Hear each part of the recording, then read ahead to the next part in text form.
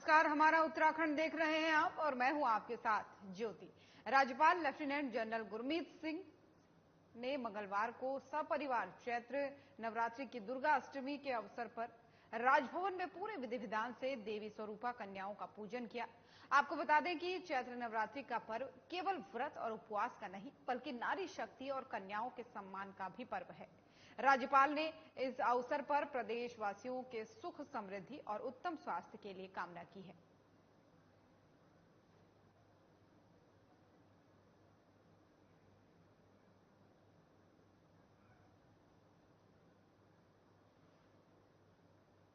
नारायणबगड़ प्रखंड के असेड़ गांव में बैसाखी मेले में आस्था का जनसैलाब उमड़ पड़ा। बधान, श्री गुरु और एडाकोट पट्टी से लोग बड़ी संख्या में महामृत्युंजय महादेव के दर्शन के लिए मेले में पहुंचे। साथ ही महादेव के असेड़ गांव स्थित पटागण चौक में श्रद्धालुओं का जुटना शुरू हो गया था। जैसे जैसे दिन चढ़ता गया, मेले में श्रद्धालुओं की आमद बढ़ती गई। इस अवसर पर श्रद्धालुओं ने पटागण चौक में भूमियाल लाटू देवताओं के निशानों के साथ विराजमान महादेव की डोली की पूजा अर्चना कर खुशहाली की मन्नत मांगी और प्रसाद के रूप में जौ की हरियाली ग्रहण की।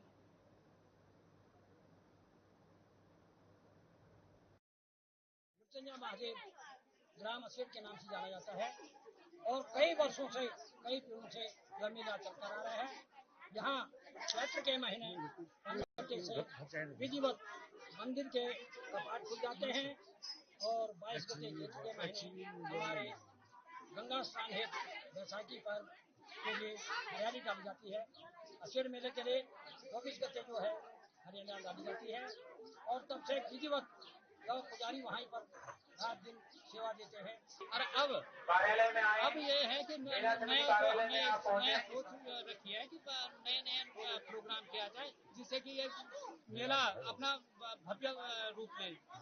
जैसे पहले था कि ये बंगाली और इधर से आते थे लोग, जो घाट ब्लॉक से आते थे और ये थराली ब्लॉक से आते थे और आज कंट्रा ब्लॉक दूर दूर से आते हैं।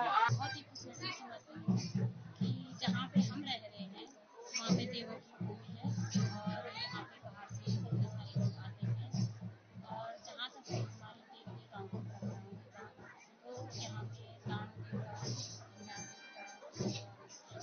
महादेव है और उनके और बहुत मान्यता है। उन्हीं की कृपा से संपूर्ण है इस गाँव में। दल का हार्दिक स्वागत अभिनंदन करती हूँ। उन्होंने बहुत ही भव्य इस मेले को बहुत ही भव्य बनाया है। 2-3 सालों से ये बहुत भव्य मेला हो रहा है। इस प्रकार कार्यक्रम कर पा रहे हैं। आज महिला मंगल दल ने बहुत बड़े प्रस्तुति दिए। हमें अपना इस पे बहुत गर्व है। हमारी ये संस्कृति है, हम इसको भूलना नहीं चाहते हैं। बाकी सभी का मैं धन्यवाद करना चाहती हूँ पूरे ग्राम सभा की तरफ से। तो चमोली की तस्वीरें आपको दिखा रहे हैं जहां पर श्रद्धालुओं ने खुशहाली की मन्नत यहां पर मांगी है और चमोली से लगातार ये तस्वीरें आपको दिखा रहे हैं। पूजा पाठ में इस तस्वीरों में आपको करते हुए नजर आ रहे होंगे। महादेव के श्रद्धालुओं ने यहां पर महादेव की पूजा अर्चना की है। श्रद्धालुओं ने खुशहाली की मन्नत यहां पर मांगी है। तो चमोली से ये तस्वीरें हैं। कोटद्वार से बड़ी खबर है। बीजेपी की विजय संकल्प रैली में गृह मंत्री अमित शाह ने शिरकत की और सीएम पुष्कर सिंह धामी भी इस दौरान मौजूद रहे। गढ़वाल के हमारे प्रत्याशी और आप सबके अत्यंत ही प्रिय भाई अनिल बलूनी जी, उत्तराखंड सरकार के पूर्व मुख्यमंत्री और सांसद गढ़वाल आदरणीय श्री तीरथ सिंह रावत जी, पूर्व मुख्यमंत्री व सांसद हरिद्वार डॉक्टर रमेश पोखरियाल निशंक जी, कैबिनेट मंत्री आदरणीय डॉक्टर धन सिंह रावत जी, कैबिनेट मंत्री आदरणीय सतपाल महाराज जी, आदरणीय बलराज पासी जी, हमारे सभी विधायकगण, सभी मंच पर आसीन हमारे वरिष्ठ नेतागण एवं आज इस सभा में आदरणीय अमित शाह जी को सुनने के लिए आए हुए हजारों हजार की संख्या में उपस्थित हमारी सभी माताएं, बहनें, नौजवान, मेरे सभी बुजुर्गों, पत्रकार मित्रों एवं छायाकार बंधुओं, मैं सबसे पहले तो आप सबकी तरफ से, देवभूमि उत्तराखंड की जनता की तरफ से आदरणीय अमित शाह जी का उत्तराखंड आगमन पर, कोटद्वार आगमन पर हार्दिक स्वागत करता हूं, अभिनंदन करता हूं। एक बार सब लोग जोरदार तालियां बजा दीजिए। और आज बड़ा शुभ दिवस है, आज दुर्गाष्टमी भी है, उसकी भी मैं आप सबको शुभकामनाएं देता हूं। मां दुर्गा, सिद्धबली व बाबा से आदरणीय अमित शाह जी सहित सभी प्रदेशवासियों की सुख समृद्धि की कामना करता हूं। भाइयों बहनों, आज हम सब लोग आदरणीय अमित शाह जी को सुनने के लिए आए हैं। मैं आपसे यही अनुरोध करना चाहता हूं, निवेदन करना चाहता हूं कि बहुत सारे काम जो हमारे राज्य की तरफ से, पूरे गढ़वाल लोकसभा से, उत्तराखंड से केंद्र में लगातार समन्वय करने की आवश्यकता होती है, लगातार उनकी वकालत करने की आवश्यकता होती है। एक वकील बनकर राज्य की तरफ से वकालत करने की आवश्यकता होती है। उसके लिए आप सब लोगों ने एक योग्य वकील के रूप में भाई अनिल बलूनी जी को चुनना है और भारी बहुमत से चुनना है। चूंकि आप पूरे प्रदेश के अंदर आज एक तरह से जनसभा के मामले में आदरणीय अमित भाई आ गए हैं, तो आज जनसभाओं का एक तरह से समापन ही हो जा रहा है, क्योंकि कल नवमी है और आज ही जो है जितनी भी सभाएं होनी है और अंतिम सभा एक तरह से यहीं पर हो रही है।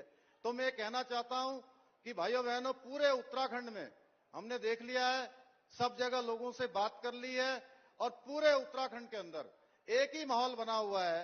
सभी लोग कह रहे हैं कि इस बार उत्तराखंड में हो या देश में हो, कहीं भी अगर बात करिए तो लोग कहते हैं कि मोदी जी की ही सरकार बनने वाली है, भारतीय जनता पार्टी ही जीतने वाली है और एनडीए की ही सरकार बनने वाली है।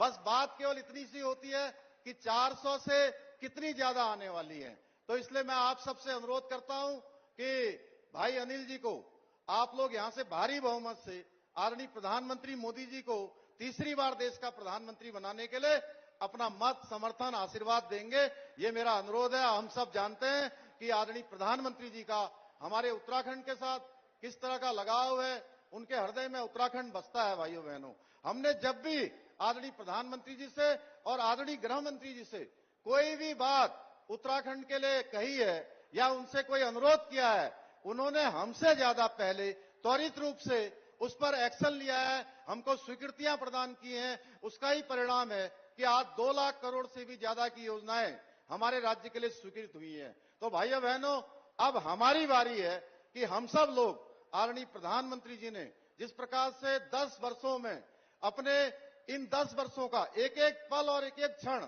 हमारे देश के लिए लगाया है, उत्तराखंड के लिए लगाया है, और जो उन्होंने इस देवभूमि में आकर एक बार नहीं अनेकों बार कहा है कि 21वीं सदी का तीसरा दशक उत्तराखंड का दशक होगा, यानी कि उत्तराखंड देश का अग्रणी राज्य होगा, उत्तराखंड हिंदुस्तान का आदर्श राज्य होगा, उत्तराखंड के अंदर सारी सुविधाएं होंगी। उसको बनाने के लिए भाइयों बहनों हम सब की बारी है और जो 400 पार का नारा है, उस 400 पार के नारे को हम सबको पूरा करना है। मैं आप सबसे इतना ही निवेदन करता हूं कि अनिल भाई को यहां से भारी बहुमत से जिताइए। आप सबका बहुत बहुत धन्यवाद। बहुत बहुत धन्यवाद आदरणीय मुख्यमंत्री जी।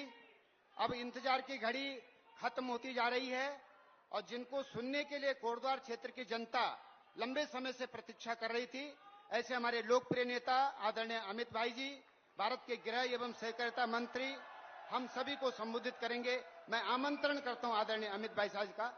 भारत माता की, भारत माता की।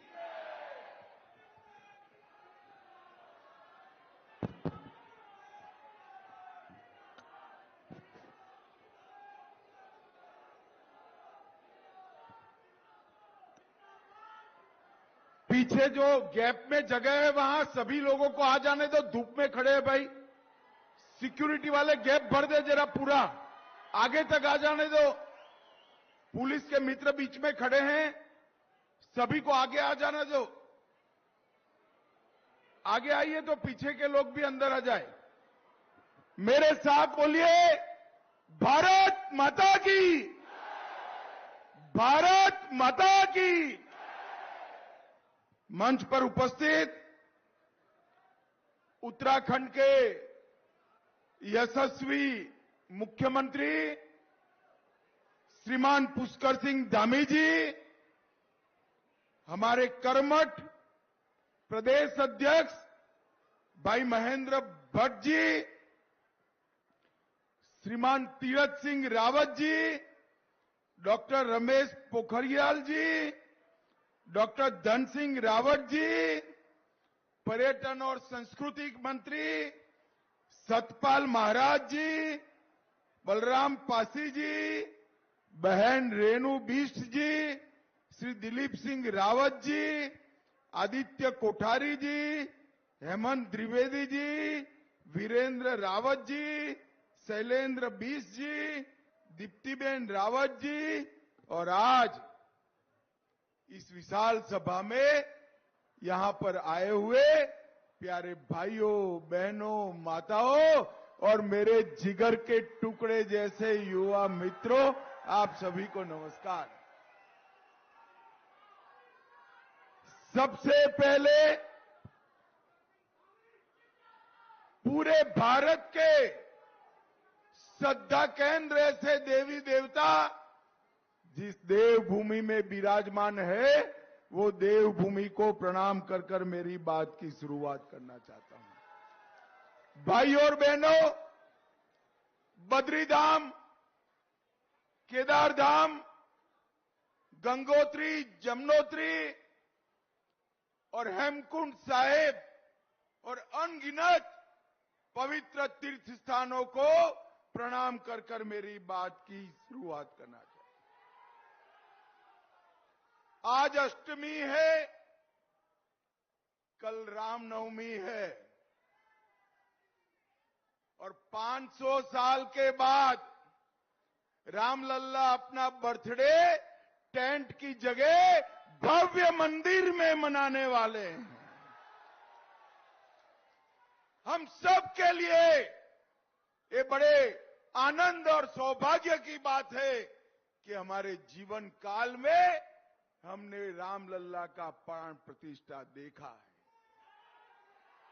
भाई और बहनों, कांग्रेस पार्टी 500 साल थे जो मुद्दा लटका था, 70 साल तक कांग्रेस और उनके चट्टे पट्टे राम जन्मभूमि के मुद्दे को लटकाते रहे, भटकाते रहे, अटकाते रहे। मोदी जी ने 5 साल में ही फैसला भी लाया, भूमि पूजन भी किया और प्राण प्रतिष्ठा भी करने का काम कर दिया।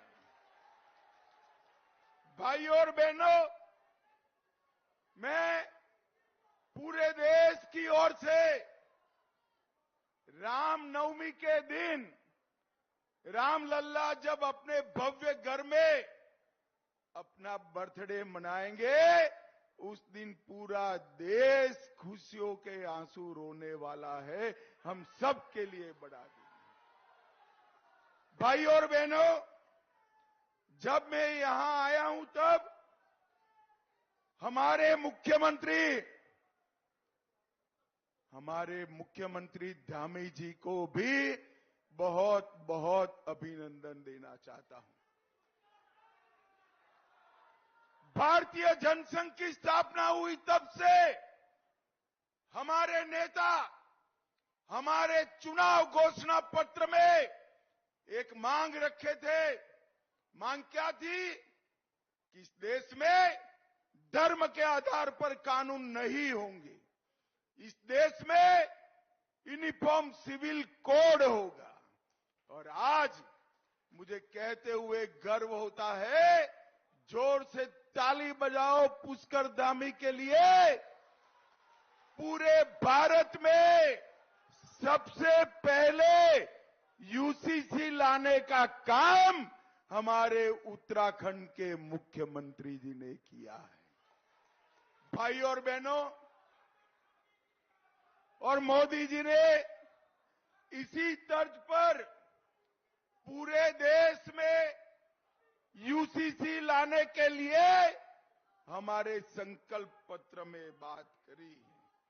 भाई और बहनों, मैं यहां आया हूं। अरे सुनो यार, अब सुन लिया, तुझे देख भी लिया, अब सुनो जरा।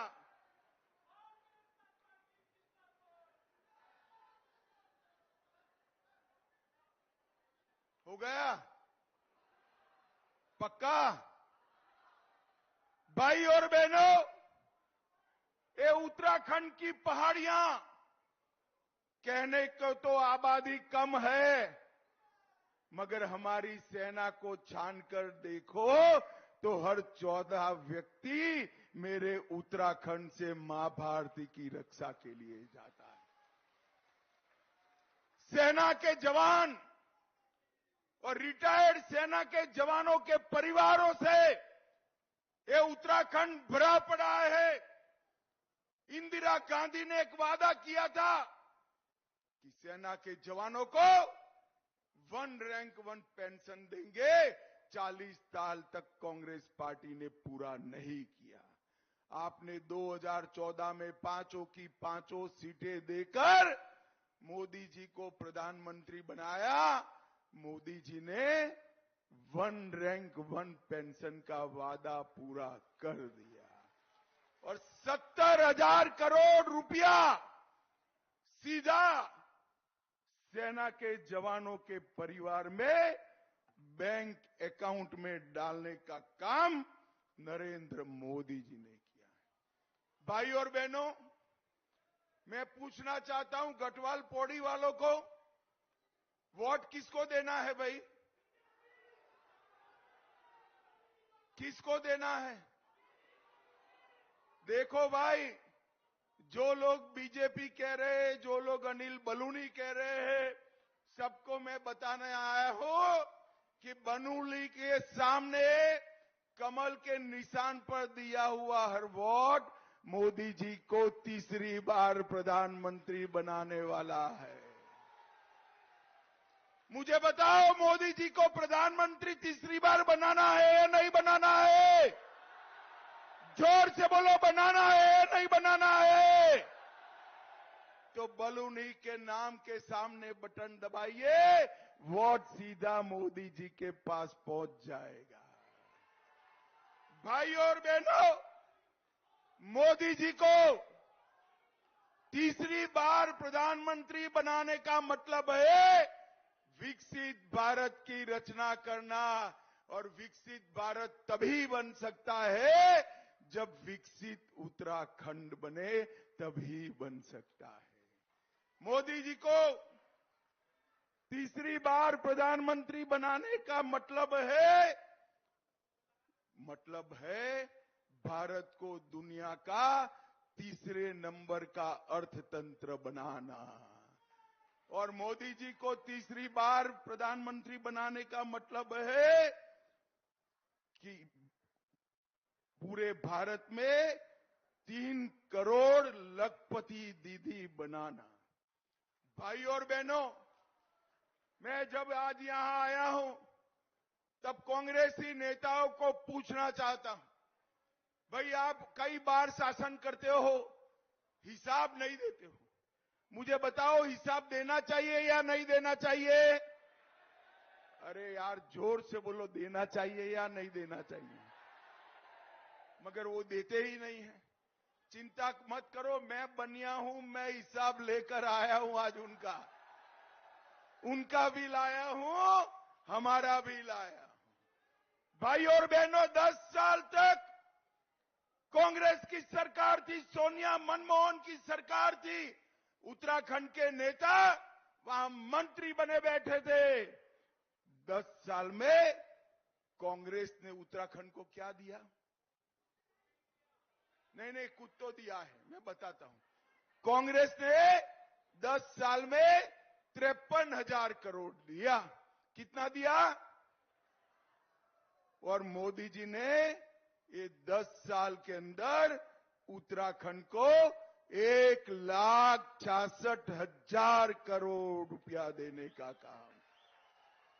3 गुना रुपया सीधा ग्रांट के लिए भेजा। इसके साथ साथ 82,000 करोड़ रुपया इंफ्रास्ट्रक्चर के लिए भेजा। 31,000 करोड़ सड़क के लिए, 50,000 करोड़ रेलवे के लिए और 100 करोड़ एयरपोर्ट के लिए देने का काम किया। मगर हमारे मुख्यमंत्री जी है, इनका पेट भरता ही नहीं। जब भी वो आते हैं, टाइम मांगते हैं, एक पूरा लिस्ट मुझे पकड़ा कर चले जाते हैं कि उत्तराखंड को ये चाहिए। धामी साहब, उस वक्त तो लगता है आप हर बार मांगते हो, मगर जब हेलीकॉप्टर से विकसित उत्तराखंड देखते हैं ना, तो मन को बड़ी संतोष होता है कि हमारा मुख्यमंत्री बहुत अच्छा काम करे। भाई और बहनों, उत्तराखंड के अंदर पलायन रोकना है तो क्या करना पड़ेगा? उत्तराखंड के पर्यटन को आगे बढ़ाना पड़ेगा। कैसे बढ़ेगा पर्यटन आगे? कांग्रेस के जमानों में डोलियों से जाना पड़ता था, कोई सुविधा नहीं थी। मोदी जी ने 12,000 करोड़ रुपया खर्च कर 900 किलोमीटर लंबा यमुनोत्री गंगोत्री के बीच 4 धाम महामार्ग बनाकर पर्यटन को बढ़ावा देने का काम। 8,000 करोड़ रुपए से दिल्ली देहरादून इकोनॉमिक कॉरिडोर बनाने का काम हमारे नेता नरेंद्र मोदी जी ने किया है। और 30 राजमार्गों का उद्घाटन अभी अभी धामी जी के साथ रहकर मोदी जी ने किया है।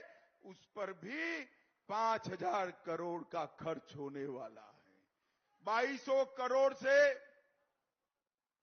टनकपुर में राष्ट्रीय राजमार्ग का प्रोजेक्ट, इसके साथ साथ लगभग रेलवे के लिए 17,000 करोड़ के 216 किलोमीटर लंबे 3 न्यू ट्रैक्स प्रोजेक्ट और 23,000 करोड़ से देवप्रयाग और जनसू के बीच में 14 किलोमीटर लंबी लाइन डालने का काम नरेंद्र मोदी जी ने किया।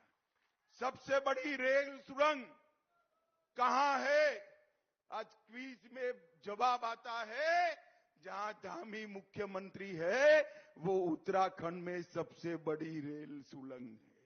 भाई और बहनों, एक 5 साल में ही 23 रेलवे और फ्लाईओवर बने, 11 रेलवे स्टेशनों का उद्घाटन हो रहा है, हेलीकॉप्टर सेवाएं बढ़ी और 50 करोड़ से दून एयरपोर्ट का विकास करने का काम भी भारतीय जनता पार्टी की सरकार ने किया। और सबसे बड़ा काम, पलायन रोकने के लिए हमारे वाइब्रेंट विलेज प्रोग्राम को नरेंद्र मोदी लेकर आए हैं, जो हमारे पहाड़ पर से पलायन को रोकने का काम करेगा।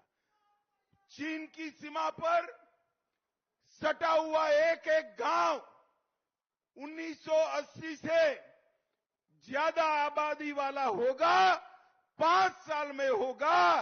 ये मोदी गारंटी है, मेरी बात याद रखना उत्तराखंड वालों, ये मोदी गारंटी है। भाई और बहनों, मुझे बताओ, ये कश्मीर हमारा है या नहीं है?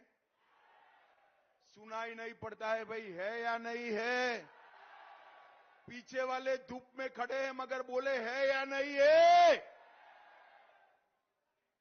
ये जो कांग्रेस का अध्यक्ष जी है खड़गे जी, वो कहते हैं राजस्थान और उत्तराखंड वालों को कश्मीर से क्या लेन देन। खड़गे जी, आपको मालूम नहीं है? तो गृह मंत्री अमित शाह को सुन रहे थे आप। बुलेटिन में फिलहाल इतना ही। नमस्कार।